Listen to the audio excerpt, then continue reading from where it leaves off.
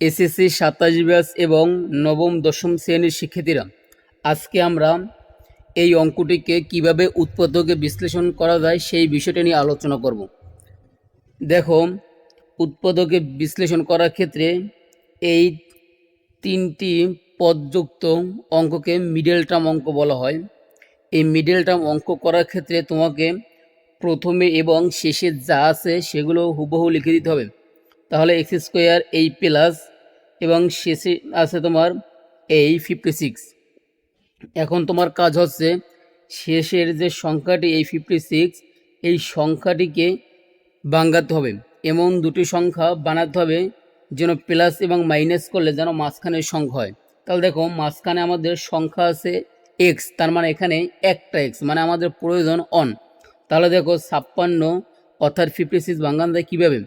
8-এর সাথে যদি আমরা 7 গুণ করি তাহলে হয় কিন্তু তোমার এই 56, এবং 8 থেকে যদি আমরা 7 মাইনাস করি তাহলে হয় অন। তার মানে এখানে 8x থেকে যদি আমরা 7x মাইনাস করি তাহলে বাকি থাকে -1, অর্থাৎ x বাকি থাকে। তাহলে দেখো, এখানে এক্স স্কোয়ার এই প্রথম দুটি এবং শেষের দুটি পদকে আলাদা করতে হবে। দেখো, প্রথম দুটি পদের ভিতর তোমার কমন আছে এক্স এবং এখানেও এক্স, তার মানে দুইটা এক্স থেকে এখানে দুটো এক্স, এ জায়গায় একটা এক্স, তার মানে আমরা একটা কমন নিলাম। তাহলে দেখো, এই দুইটা এক্সে করে একটা কমন গেলে বাকি থাকে একটা, এই প্লাস এই এক্সের বাদ বাকি থাকে তোমার 8, এই মাইনাস এখানে দেখো 7, এখানে কিন্তু 56, তার মানে এই দুইটা পদের মধ্যে মিলে আসছে তোমার সংখ্যা, মানে এখানে 7 এখানে 56, তা যেহেতু সংখ্যা মিলে আছে তাই আমরা 7 কমন নিলাম। তাহলে দেখো বাকি থেকে তোমার এক্স, এই মাইনাস আর মাইনাস গুণ করলে হবে প্লাস। এই 7 দ্বারা যদি আমরা 56কে ভাগ করা হয় তাহলে তোমার হবে 8।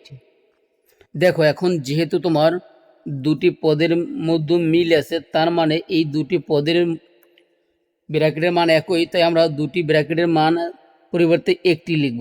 তাহলে x প্লাস 8, এবং বাহিরে আছে x এবং -6, তাহলে এই x -7। আশা করি তুমি ভিডিওটি ভালোভাবে বুঝতে পারছো। যদি তোমার কাছে ভালো লাগে অবশ্যই আমার পেজটি ফলো করে দিবা এবং লাইক কমেন্ট শেয়ার করে দিবা। খোদা হাফেজ।